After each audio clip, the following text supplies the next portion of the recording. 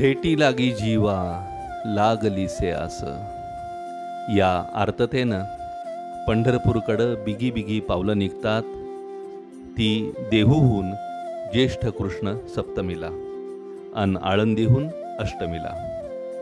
सप्तमीला देहूत ईश्वरनिष्ठांची मांदियाळी असते तर अष्टमीला आळंदीत आणि त्यानंतर पुढचे 20 दिवस वारी मार्गावर कल्लोळ असतो. पण गेली 2 वर्ष कोरोनामुळं वारीचा मार्ग सुनसान असेल आणि त्यामुळंच पुढारी ऑनलाईननं या 20 दिवसात वारकऱ्यांना भावमेघांच्या शब्दवारीनं चिंब भिजवायचं ठरवलंय. संत साहित्याचे गाढे अभ्यासक डॉक्टर सदानंद मोरे रोज सकाळी 11 वाजता वारी महात्म्य कथन करतील. पालखीचा इतिहास काय आहे, साहित्यिकांचं लेखन तुकोबाच्या गाथेनं आणि माऊलींच्या ज्ञानेश्वरीनं कसं रसरशीत झालं आहे याचाही आढावा डॉक्टर मोरे घेतील. चला तर विठ्ठला विठ्ठला करत या शब्दवारीचे आपण वारकरी होऊया. वेळ लक्षात ठेवा, रोज सकाळी 11 वाजता पुढारीच्या फेसबुक पेजवर. नमस्कार. दैनिक पुढारी ऑनलाईनच्या सर्व प्रेक्षकांना आषाढी वारीच्या हार्दिक शुभेच्छा. भक्तराज पुंडलिकानी भक्तराज शब्द वापरला तो तुकाराम महाराजांनी वापरलेला आहे. पुंडलिक भक्तराज तेणे साधिले काज वैकुंठीचे निज परब्रह्म आणले. तो भक्तराज आहे, त्याने वैकुंठीचं परब्रह्म इथे भूतळावरती पृथ्वीवरती धन्य तो आगळा पुंडलिक आणलेला आहे आणि विटेवरती उभं केलेलं आहे. म्हणजे आपण कायमस्वरूपी पुंडलिकाचे ऋणी आहोत. तर पुंडलिक रायांनी ते आणलं, तिथे तो विठ्ठल उभा राहिला, म्हणजे कृष्ण उभा राहिला विठ्ठलाच्या रूपानं. आता हे दैवत तर आलं. कुठलाही धर्मसंप्रदाय जर धर्मसंप्रदाय म्हणून स्टँड व्हायचा असेल, म्हणजे काय की त्याला धर्मसंप्रदायाचा दर्जा लाभायचा असेल, स्टेटस म्हणतो आपण त्याला, प्रतिष्ठा मिळायची असेल, तर 3 घटक लागतात. कमीत कमी 3 घटक लागतात. कोणते कोणते 3 घटक आहेत? पहिला घटक म्हणजे दैवत, की जे विठ्ठलाच्या रूपानं आपल्याला विटेवरती उभा असल्याचं दिसून येतं. मूर्ती रूपानं श्रीकृष्ण तिथे उभा आहे, नाव विठ्ठल. तसा तो विठ्ठलाचं नाव तुम्हाला वेदांमध्ये सापडणार नाही, पुराणांमध्ये सापडणार नाही, शास्त्रांमध्ये सापडणार नाही, रामायणात महाभारतात मिळणार नाही. ते असं आहे. त्याच्या नावाची देखील एक व्युत्पत्ती असू शकते, पण आपल्याला त्या तांत्रिक पारिभाषिक जंजाळात जायचं नाही आहे, अटकायचं नाही आहे. एवढं पुरेसं आहे की विठ्ठल हे त्याचं मुख्य दैवत आहे. आणि आता त्या दैवताची एक उपासना पद्धती लागते वेगळी. हा महत्त्वाचा मुद्दा आहे. प्रत्येक दैवताची काही एक प्रकारची उपासना पद्धती असते. काही उपासना सगळ्याच दैवतांना काय म्हणतात त्याला साधारण असतात, म्हणजे त्याचं आपण नाव घेतो. जसं आपल्याकडे विष्णू सहस्त्रनाम आहे, विष्णूची 1000 नावं आहेत. तसं तुम्ही जर पाहिलं तर त्या कोरोनामध्ये तुम्हाला अल्लाला उद्देशून कितीतरी अशी विशेषणं आढळतील की जी त्याची नावं म्हणून प्रचलित केली लोकांनी. तर उपासना हा महत्त्वाचा मुद्दा आहे, उपासना पद्धती. आणि प्रत्येक देवतेची तुम्हाला सांगेन की मी उपासना पद्धती असते. जसं उदाहरणार्थ एक कल्पना करा तुम्ही की खंडोबा आहे. खंडोबाची एक उपासना पद्धती आहे. देवी असते तुळजापूरची, उपासना पद्धती आहे. मग ते जागरण म्हणजे जागर, गोंधळ या सगळ्या गोष्टी येतात. त्याच्यामध्ये विशिष्ट प्रकारचं खाद्य असतं नैवेद्य म्हणून, ते तिथे येतं. आपण जेजुरीमध्ये गेल्यानंतर असा भंडारा उधळतो. तळी भरायची असती खंडोबाची. काही विशिष्ट प्रकारचे शब्द असतात, चांगभलं वगैरे वगैरे, एलकुडवे. तर हे अशा प्रकारे विशिष्ट उपासना पद्धतीचे भाग आहेत. मग आता विठ्ठल हे दैवत आलं, नव्याने आलं, तर त्याची उपासना पद्धती काय की जी असेल तर त्याला एक आपण दर्जा देऊ शकू ना. तर मी तुम्हाला सांगतो, विठ्ठलाची उपासना पद्धती म्हणजे पंढरीची वारी. विठ्ठलाची उपासना पद्धती म्हणजे कोणती तर पंढरीची वारी. विठ्ठलाचं जे गाव आहे म्हणजे पंढरपूर, त्या पंढरपूरला जाणं म्हणजे वारी. केव्हा जाणं म्हणजे पंढरपूरला तुम्ही केव्हा जाऊ शकता. त्याने काय असं नियम घातलेला नाही की अमुकच काळ आमच्याकडे आलं पाहिजे म्हणून, किंवा संप्रदाय पण असं म्हणत नाही. पण विशिष्ट वेळेला जाण्याला एक महत्त्व असतं. ती कोणती वेळ, तर ती मुख्य वेळ म्हणजे आषाढ शुद्ध एकादशी, म्हणून त्याला आषाढी वारी म्हणतो आपण. तर आषाढी वारी इतकंच महत्त्व जवळजवळ हे दुसऱ्या एका महिन्यातल्या वारीला आहे. कार्तिक शुद्ध एकादशी अनेक लोक जातात. आणि हे मी तुम्हाला सांगतो, वारकरी संप्रदाय हा मुख्यत्वे करून महाराष्ट्रामधल्या खेडोपाडी पसरलेल्या शेतकऱ्यांचा, बहुजनांचा संप्रदाय होता आणि आहे. त्यामुळं त्याच्या त्या उपासना पद्धतीचं, त्याला तुम्ही कर्मकांड म्हणू नका, पण ते त्या अर्थाने कर्मकांड नाही. कारण कर्मकांडाची गंमत काय असते, कर्म केल्यानंतर काहीतरी एक फळ मिळावं या उद्देशाने आपण ते करीत असतो आणि ते मिळतं कदाचित, किंवा मिळतं असा विश्वास असतो. तर पंढरपूरच्या वारीचं फळ काय, पंढरपूरचा वारकरी वारी करण्याच्या मोबदल्यात काहीही मागत नाही. म्हणजे लौकिक भौतिक असं काही त्याचं मागणं नसतं. तुम्ही जरी गेलात तिथपर्यंत विठ्ठलापर्यंत आणि तुम्हाला असं वाटलं की काहीतरी मागवा जाऊन, तुम्ही गेलात आणि त्याच्याकडे पाहिलं तर तुमच्या त्या इच्छाच गळून पडतात. त्यामुळे पंढरीच्या विठ्ठलाला कुठल्याही प्रकारचा नवस बोलला जात नाही. लक्षात घ्या, हे एकमेव दैवत असं आहे की काय नवस बिवस भानगडी नाही. तर सांगायचा मुद्दा माझा असा आहे की एक वेगळं दैवत आहे आणि त्यामुळं त्याची उपासना पद्धती ही वारी आहे. वारी म्हणजे तिथे जाणं. मग त्यासाठी मी 2 मुख्य वाऱ्या सांगितल्या, आषाढी एकादशी, आणि मग ते लोकांच्या सोयीने, म्हणजे काही लोकांना आषाढीच्या वेळेला जमत नाही येणं. हे कशावरती आहे, हे सगळं तुमच्या शेतकऱ्यांच्या वेळापत्रकावरती आहे.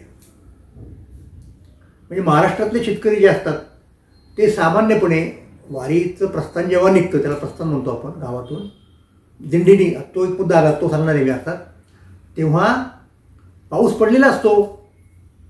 म्हणजे आता ते आपण गृहीत धरायचं की पाऊस नियमितपणे पडतो, एखाद्या वेळेला तो पडत नाही, तेव्हा सगळ्यांनाच एक ताण बसतो. पण एरवी तो नियमितपणे पडतो, नेहमीचे येतो मग पावसाळा, हे सृष्टीचे कौतुक जाणं बाळा असं आपले कवी म्हणून गेलेले आहेत. तर मग तो पाऊस पडतो, पाऊस पडल्यानंतर थांबतो, त्याला आपण वापसा म्हणतो. आणि त्या काळात आपल्याला शेतकऱ्यांना पेरणी करायची असते. शेतकरी ती पेरणी करतो आणि पेरणी करून झाल्यानंतर पीक खुरपायला येईपर्यंतचा जो काळ आहे तो वारीचा काळ आहे. त्यामुळं वारीला जाणाऱ्या शेतकऱ्यांचे कामाचे तास अजिबात वाया जात नाहीत. अनेक मध्यमवर्गीय लोकांचा गैरसमज असायचा पूर्वीच्या काळी की यांचे कामाचे तास वाया जातात वगैरे वगैरे. तसं काही नाही, ते काम पाहूनच या सगळ्या याची आखणी झालेली आहे. असो, तर ते आषाढी कार्तिकी तिथेही ज्यांना जमणार नाही त्यांच्यासाठी आणखीन 2 सोयी करून ठेवलेल्या आहेत. एक चैत्र महिन्यातली वारी आणि एक माघ महिन्यातली वारी. आणि एक लक्षात घ्या, वारकरी संप्रदायात तुम्ही जेव्हा प्रवेश करता, माळ घातली जाते तुमच्या गळ्यामध्ये, जास्त काही कर्मकांड नसतं, तेव्हाच ठरतं किंवा तुमच्याकडून ते ठरवून घेतलं जातं की तुम्ही कोणती वारी पत्करणार आहात.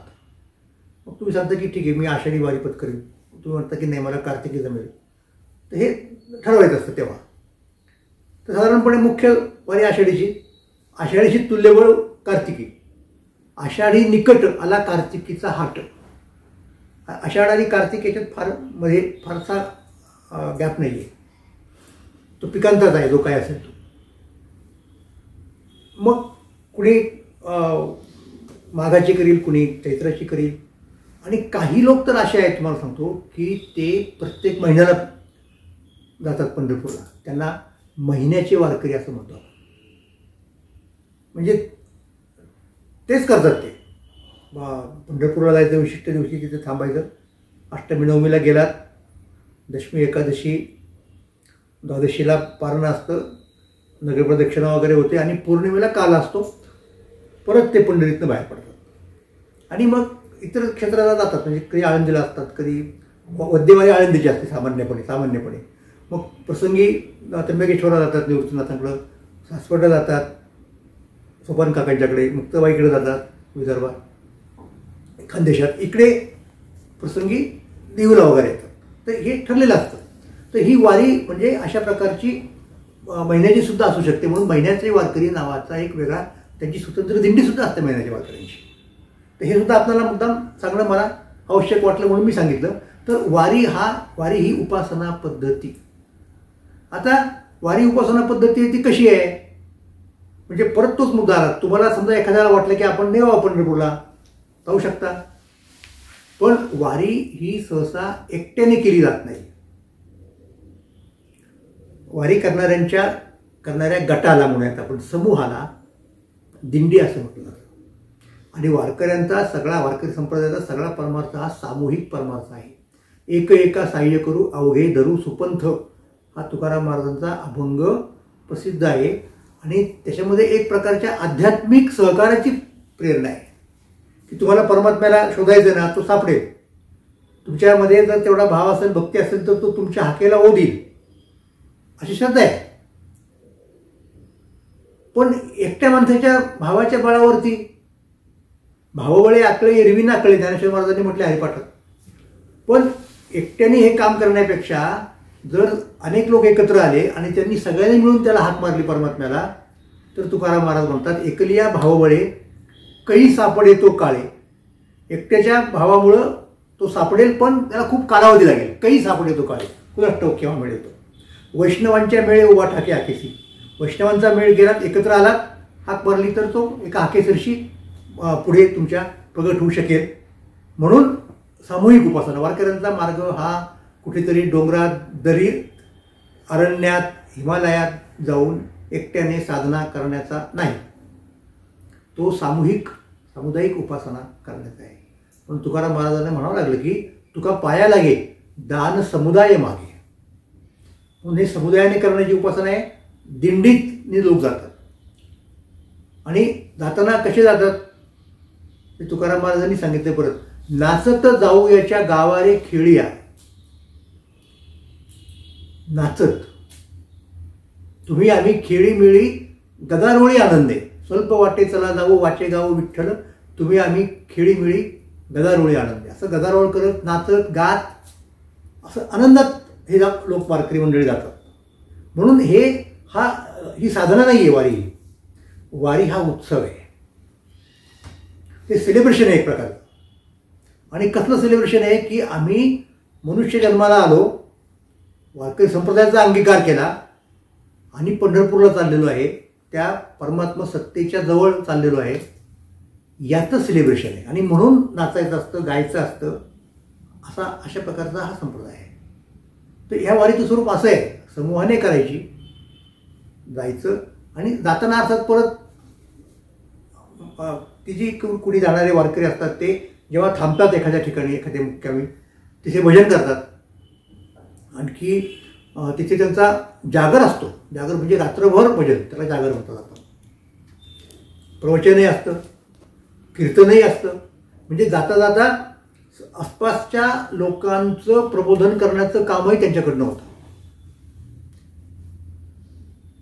तर हे मला महत्त्वाचं वाटतं की हा सामुदायिक प्रबोधनाचाही कार्यक्रम आहे.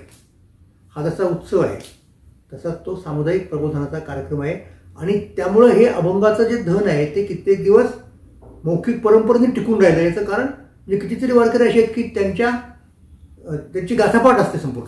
तुकाराम महाराजांचे 4,500 अभंग मुखोद्गत असतं. ज्ञानेश्वरी पाठ असते, मुखोद्गत असते. म्हणजे आमचे आजोबा होते एक, म्हणजे चुलत्यांचे वडील, त्यांचं नाव जयराम महाराज देवकर. पंढरपूरला त्यांचा मुक्काम असायचा. आणि मी ज्याच्याबद्दल पुढच्या माझ्या व्याख्यानात सांगितलं, मला एक फड होता, ते फडाचे चालक होते. पण त्यांचं वैशिष्ट्य असं सांगतात की जसं वैदिकांच्या मध्ये एक अष्टविकृती म्हणतात त्याला, म्हणजे घनपाठ, जटापाठ, मालापाठ, ही जी अक्षरं आहेत ती उलटीपालटी करून म्हणायची, म्हणजे ती त्याच्यात कधीही बदल होता कामा नये. तसं त्यांनी गाथा तर पाठ केलीच, परंतु त्यांनी उलटी गाथा पाठ केली. म्हणजे तुका म्हणण्यापासून सुरुवात करायची आणि मग असं यायचं. पहिलं चरण आधी नाही म्हणायचं, शेवटचे चरण आधी म्हणायचं. मग समजा तो 4 चरणाचा अभंग असेल तर आधी चौथं म्हणजे तुका म्हणायचं, मग तिसरं, मग दुसरं आणि मग पहिलं. संपूर्ण अशा प्रकारे त्यांची गाथा पाठवते. तर हे भजन असतं, हे अभंग असतात. हे अभंग ते जाताना म्हणतात. आणि मी म्हणत होते त्याप्रमाणे ती सामूहिक उपासना ठरते आणि त्याचबरोबर त्या निमित्ताने प्रबोधन ठरतं. म्हणजे एक सांगायचा मुद्दा म्हणजे असा की वारकऱ्यांच्या कीर्तनाचे 2 प्रकार आहेत. सकाळी जे कीर्तन असतं की नाही, सकाळी फार गर्दी होत नाही कीर्तनाला, तर ते कीर्तन जे असतं ते आत्मोद्धारासाठी असतं. म्हणजे आपण आणि ईश्वर यांच्या संबंधाबद्दलचं ते असतं. आपला परिहार, आपल्या अंतःकरणातली अवस्था त्याला सांगायची, त्याच्याशी संवाद करायचा, असं असतं. आणि संध्याकाळचं जे कीर्तन असतं ते लोकोद्धाराचं असतं. म्हणजे अनेक लोक येतात, त्यांना उपदेश करायचा असतो, त्यांना सन्मार्गाला लावायचं असतं. असा आत्मोद्धार आणि लोकोद्धार या दोघांचा समन्वय साधणारा हा पंथ आहे. आणि या समन्वय साधण्याची मोडस ऑपरेंडी म्हणजे वारी. धन्यवाद.